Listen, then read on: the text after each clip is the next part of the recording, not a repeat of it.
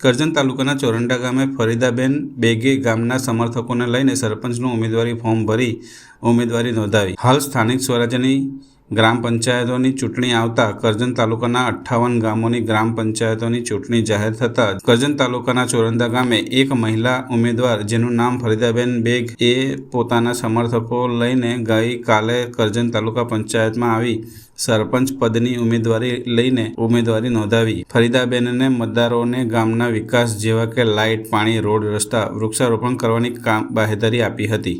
હું ચોરંડા ગ્રામ પંચાયતના ઇલેક્શનમાં સરપંચની ઉમેદવારીમાં ઊભી રહી છું અને મારી એ છે કે જો મારી જીત થાય તો બધી મહિલાઓને સુરક્ષિત અને જે પણ સમસ્યા હશે એની સાથે હું મક્કમ ઊભી રહીશ।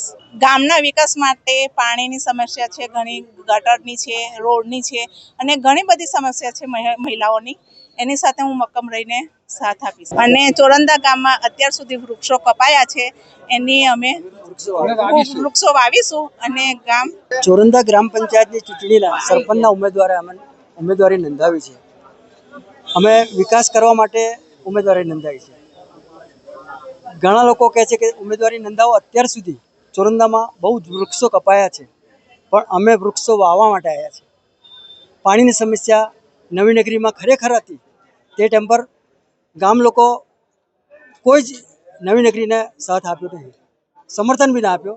અમે ગયા હતા નવી નગરીમાં, પણ નવી નગરી અને ચોરંદાના ગ્રામ લોકોએ અમને કીધું કે તમે ઉમેદવારી નોંધાવો।